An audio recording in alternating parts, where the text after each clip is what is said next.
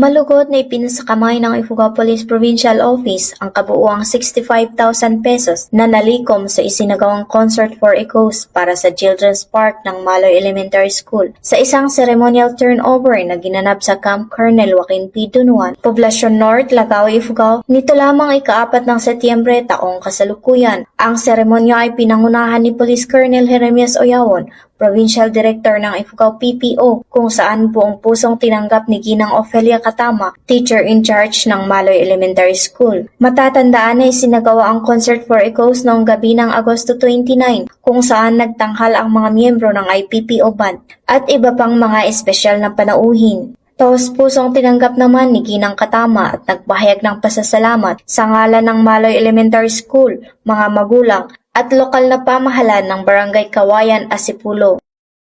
On behalf of the Maloy Elementary School, family, parents, and the Barangay Local Government Unit of Kawayan, we extend our sincerest appreciation for the generous turnover of proceeds. Your support has given us great encouragement and the hope as we move closer to the realization of our long-time dream, the establishment of a children's park in Maloy Elementary School.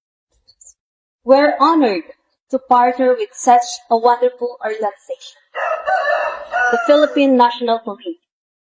Samantala, binigyang diin ni Police Colonel Oyawon ang mas malalim na kahulugan ng inisyatibong sumisimbolo at nagpapaalala na ang tunay na serbisyo ng pulisya ay nakaugat sa malasakit at pakikipagtulungan.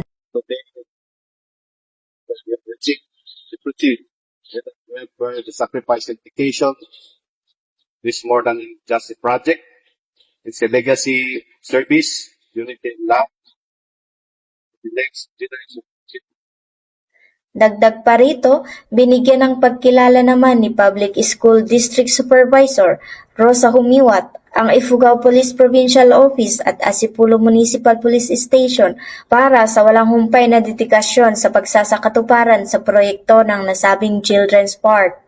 Ang proyektong ito ng pulisya at kagawaran ng edukasyon ay naglalayong magtatag ng isang ligtas at angkop na kapaligiran para sa mga mag-aaral na nagbibigay daan sa kanila na matuto, maglaro at umunlad.